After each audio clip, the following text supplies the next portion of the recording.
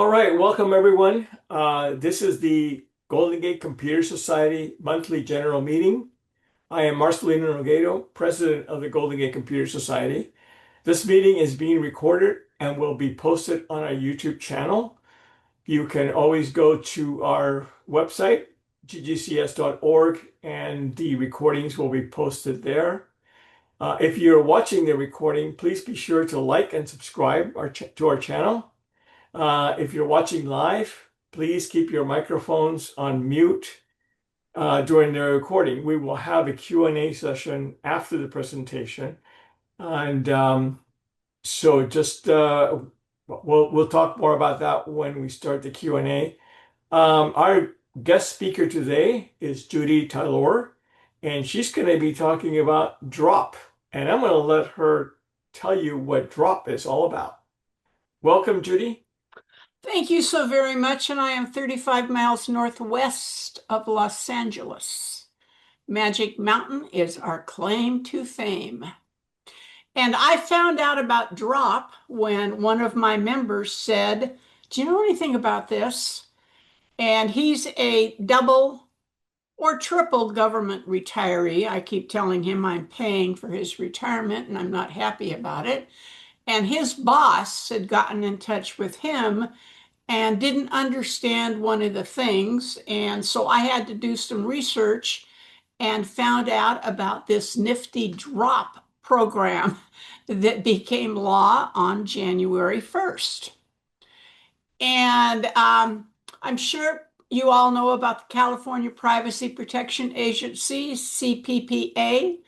In 2020, they put legislation out that websites doing business with those of us in California needed to have an opt-out link for us to say, "Do not, under penalty of death, take any of our private information."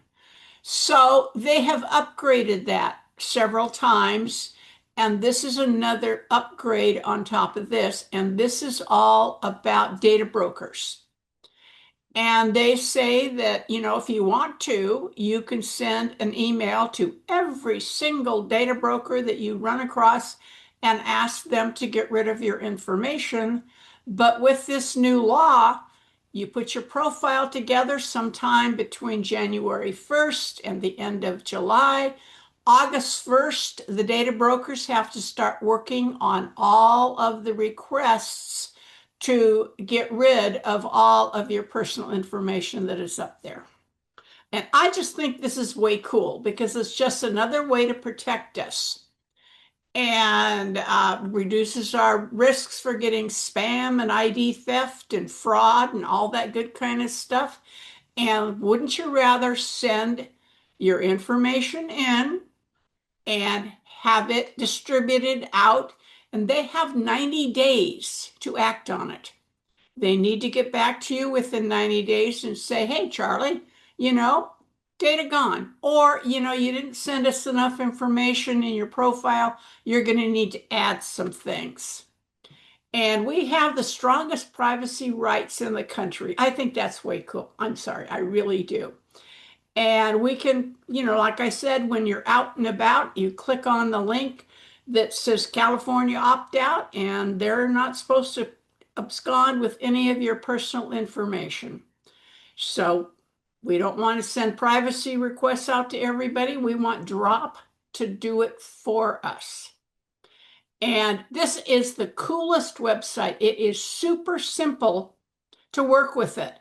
I wish I would love to be able to, pick up the phone and call whoever put this together and compliment them on how clear it is. It's written in plain English.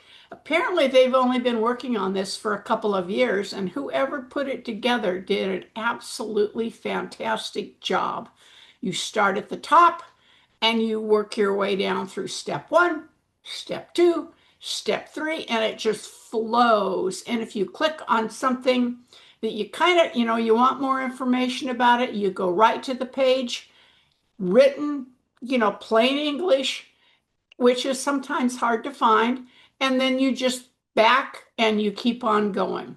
So this is what they're looking for: financial privacy, health, civil rights, Criminal violations of your privacy by another company. These have to do with other government agencies, and they help our privacy concerns. And data breaches, ID theft, children's privacy, robocalls and spam, and student privacy. And you will be amazed the privacy information that we can't get rid of by law. And you go, really? I really don't want that out there. But hey, nothing's perfect. So they have to honor our privacy choices.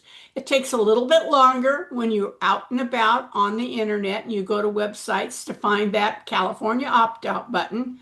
And whenever I find a website that does not have one, I get in touch and say, oh, by the way, where's your California opt-out? And they're required to have it. And I got this website from this tiny little town on the East Coast. They finally got back to me and said, we think we're too small that we don't have to do that. And I thought, okay, I'll go along with that. I thought that was, quite interesting. And the businesses need to verify who we are. We need to complete our request. And again, they need to tell the service providers or third parties they deal with. And so they can follow, along with it and remove the information. I always tell everybody I have been doing this for such a long time. All of my information is out there on all the bathroom walls. We didn't know about this kind of stuff when we started working with computers. You wanted to know our mother's maiden name for something? Oops. I wish that I had always said it was Smith, because having your mother's maiden name is a huge step through to ID theft. So we don't want to submit a separate request. We actually want to submit one, and the California folks say, okay, data brokers, do your thing.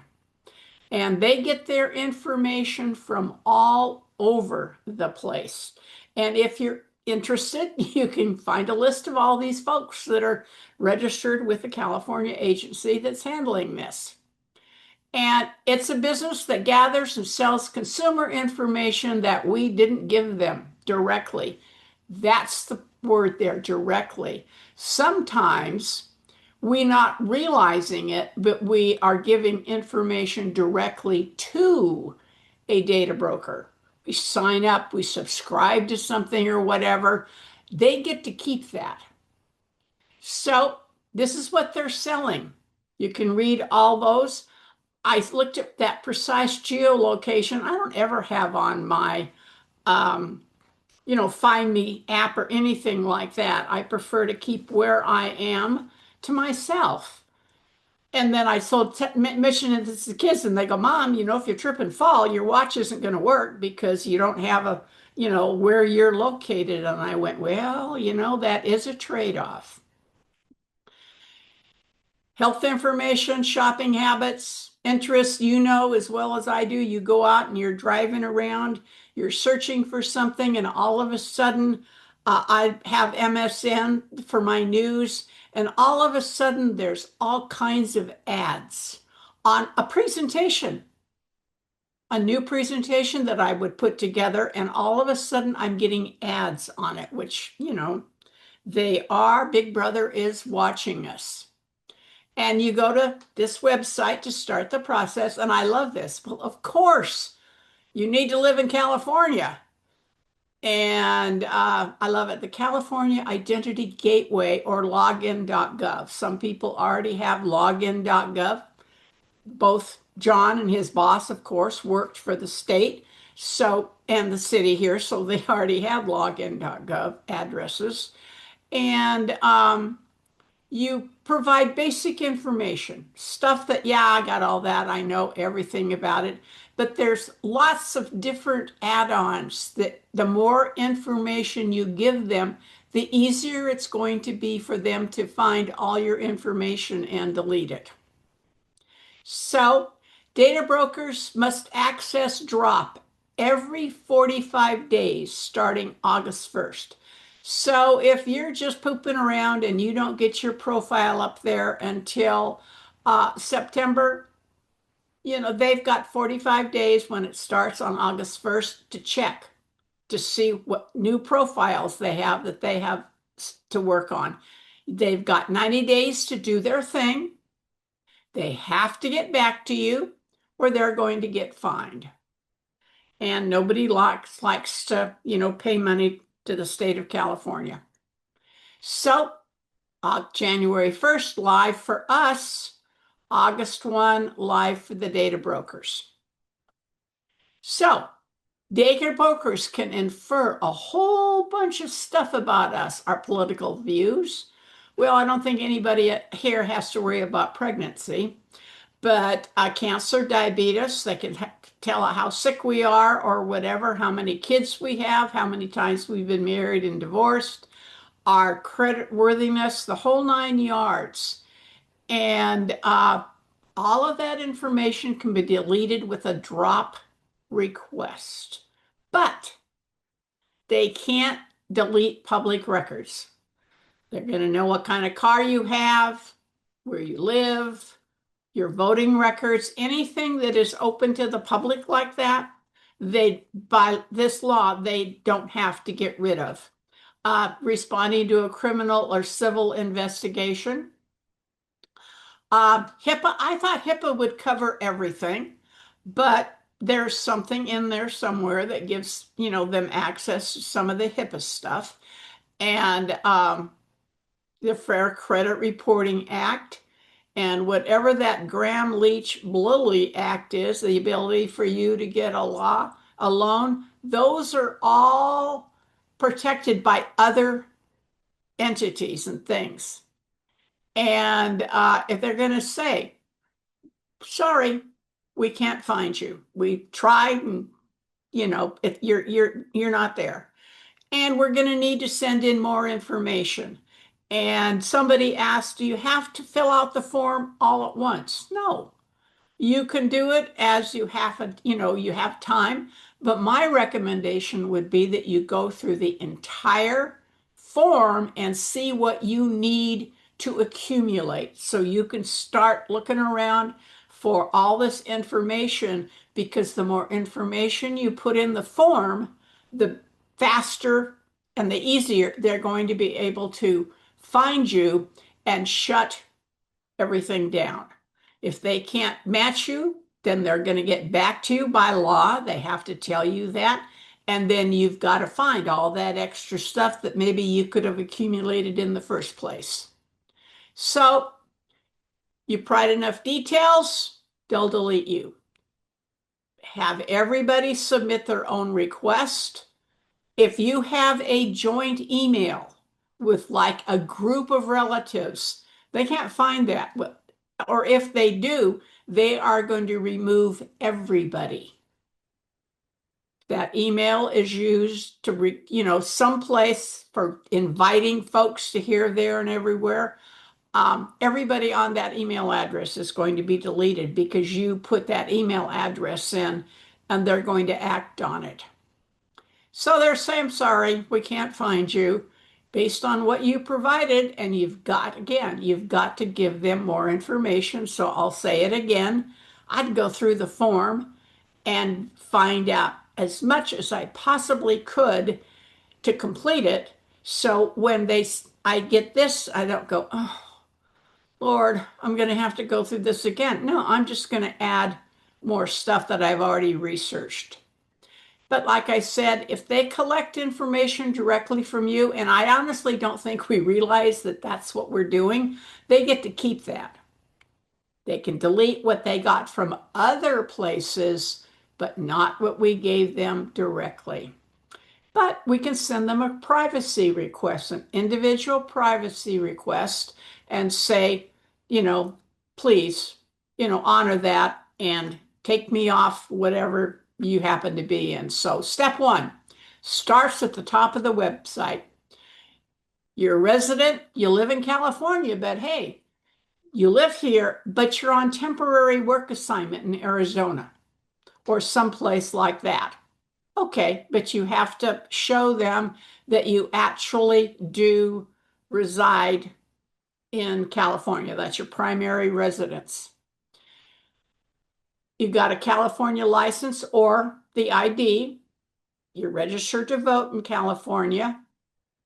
Again, you have a login.gov link that says, "Hi there, it's me, and I live here." And the California Identity Gateway is the state of California's, I love this, secure digital identity platform. Ooh. And DROP says we're going to use this tool to confirm that you actually live here, so on and so forth. Step two, you're done. Create a deletion request. This is where you enter your data. This is where you're going to do your research.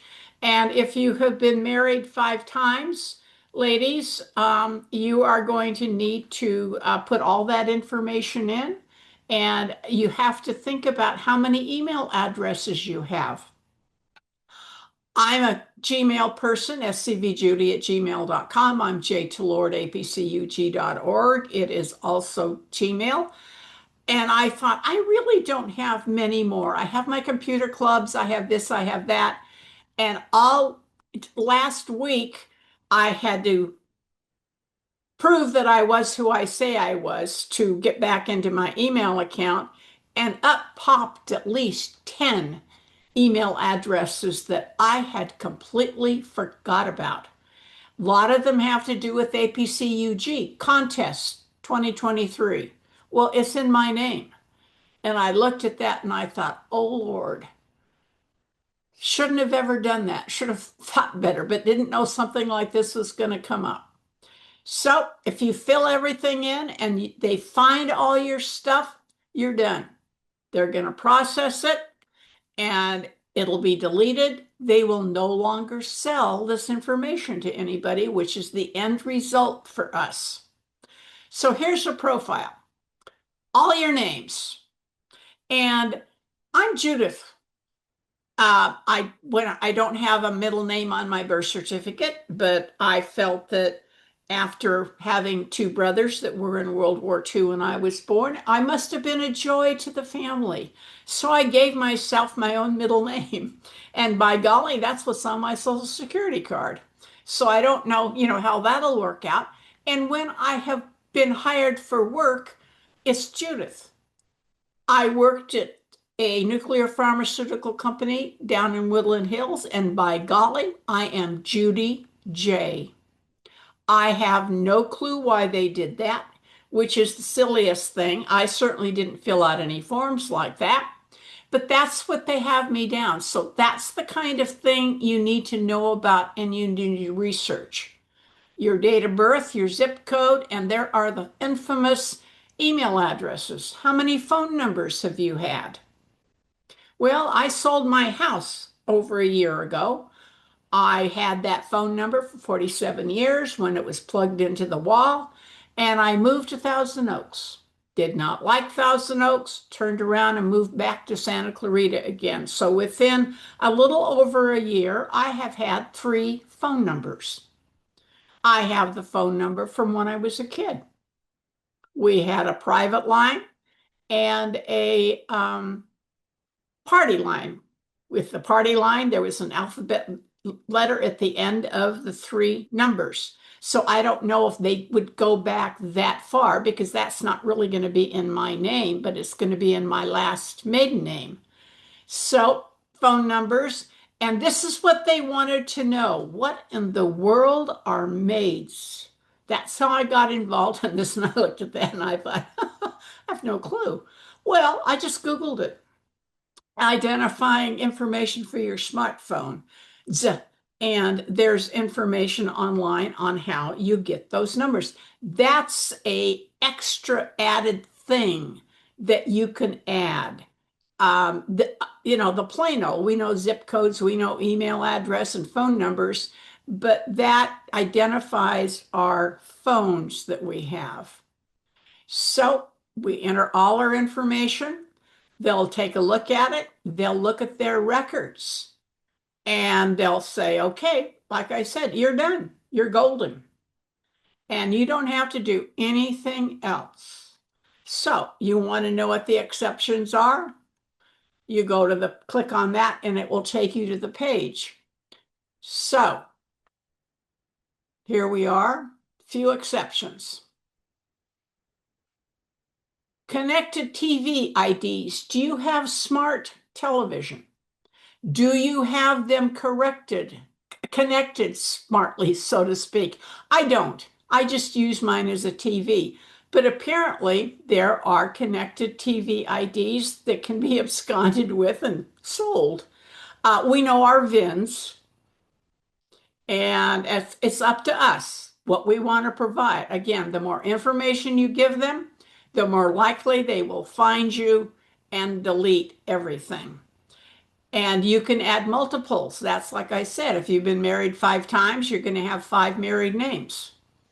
So you can do that.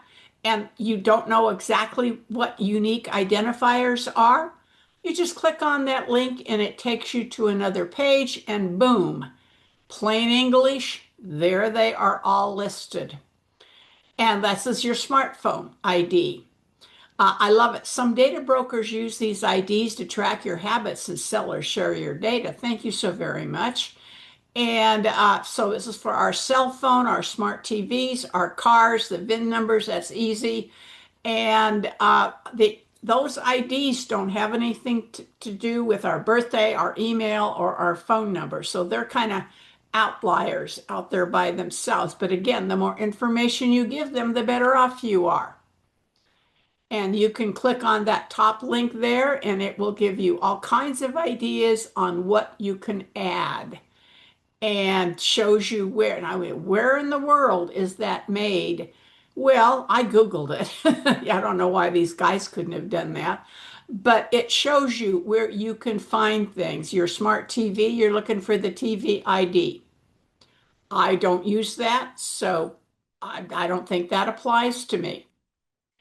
Step 3, again, you're just going down this one page, check your data, and again, you do not need to do it all in one fell swoop. Take your time and said goodbye. Here you go. One request from you is processed at a time. And your drop confirmation page will include your drop ID. Please do not lose it. It is like losing your Social Security account password, or your IRS password, or your Medicare account password. Keep this safe. You're going to need it every time you go back to the site. You want to check the status of your request. That's your identifier. So we can check you're waiting. Well, it's been 2 months. I know it was supposed to be 90 days, but you can check and see what's going on. And the statuses are, they delete all your data and you are an extremely happy camper. They will no longer sell your information. But again, there's stuff that they can keep because it's exempt by law. Public records, health information. But again, if you go, I don't like that, it may still be protected under other laws. So that's where you're going to click and go to another page that has that information. And they said, I'm sorry, we can't find you. You're going to need to give us more information. And so that's pending. They can take up to 90 days, as I said, to report back on how they processed your request. It's either going to be yay or nay. And again, they're going to let you know, sorry, Charlie, we need more information. And you can come back and submit data through, remember, don't lose your drop account name. How many names have you had? Are you sure that you've given them every single name that you have had? And I'm going to have to remember the Judy J. If you get a new phone number, you get a new email address, you get a new device, you get a new car, you're going to want to give that information to them. And you want to increase the chances they can find and delete all of your information for you. And again, they're going to have 3 months, 90 days to process your new request. You add information to your profile. and they got another 90 days. So this can take a while. I put this up on my Nextdoor account when I found out about it. And so it's interesting. I've submitted my profile, and I thought that was so cool to find out that people acted on it. And I'm hoping that they will get back and say, they can't sell my information anymore. I would love to see the whole thing go. But I had about 1,500 within 2 or 3 weeks people view and check out the post, which was quite a lengthy. And you provide a few pieces of information, they look for you. Find a match, they'll delete it. Drop requests may affect certain online experiences. For example, whoopee, we may receive fewer targeted ads or personalized content. How cool would that be? How cool would that be if when I'm doing some research and I am putting a new PowerPoint presentation together that I do not get ads that have anything to do with what is in my new PowerPoint presentation? I mean, it's a waste of my time to get those things. And so that's the end of that. AB 656, my assembly member, Pilar Schiavo, put this bill together, and Governor Newsom signed it, and it requires social media in California companies to make it clear and easy for us to delete our account. This was specifically put together for teenagers and make it easy for them to shut their accounts down. And I'm thinking, or their parents to shut them down. And it says you got to get rid of all of the user's personal data. This only works in California. I'm hoping that other states will learn about drop and say to their, assembly people and their representatives in their state legislature, hey, look what California's done. How about your local persons start working on it? Because California's done all the legwork, for heaven's sakes. And the California opt-out, where you can look for the opt-out link, there are many states that have copied that. They have an opt-out button also, but ours in California is the best. Now, this 566, another assembly member in California, and this says, browsers, we're going to include a setting to send websites an opt-out preference signal. We are no longer going to need to look for that opt-out link. And sometime you talk about trying to get to Warner Brothers, their magazines and things, and Condé Nast and stuff like that. You can spend your life looking through their website for the opt-out, and you need to end up sending them an email, which is absolutely ridiculous. We should have the visible link, California opt-out.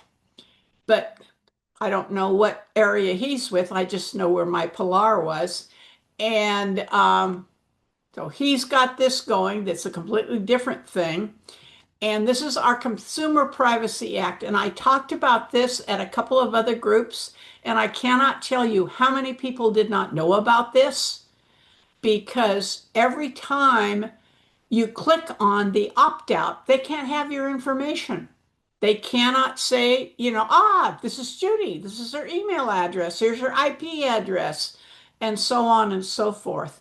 And they'd never heard about this. Well, this started in 2020, 2023, it got a little better, 2024, 2026, we have this new stuff that you just learned about. In 2027, they're going to start working on enforcement deadline for regulations on automated decision-making technologies, ADMT. And I thought, what in the world is ADMT? 2028, first deadline for mandatory cybersecurity audits for business with plus $100 million revenue. I don't know why they picked that, because I didn't read this whole thing. But again, automated decision-making technology. Does that kind of sound like AI? I don't know. Maybe it does.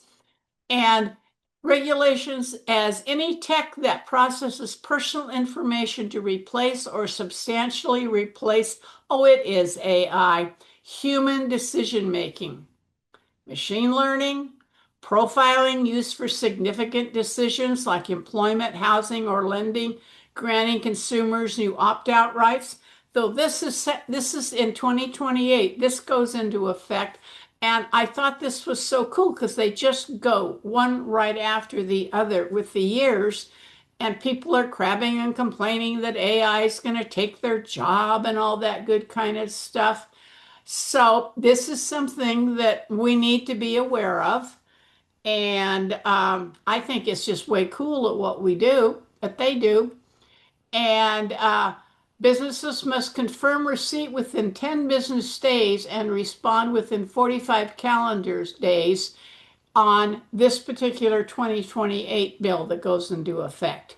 And if we say, we really want you to get rid of us, again, this has nothing to do with drop, you know, they have to do it within 15 business days. And following January 1, 2026 effective date, large entities must begin conducting annual cybersecurity audits. And I did not bother to look and see what they were calling cybersecurity audits, but I just personally think this is so cool because when we're no longer here, we want to make sure that we have closed out all our accounts and all that good kind of stuff. This will help us with that. And I am done. So, Right, Judy, that was excellent information. So I think what we'll do is we're going to open it up to Q&A, but I'm going to go ahead and stop recording and let people raise their hand. And let me stop the recording, and I'll tell you how we'll proceed with the hand raising. yeah.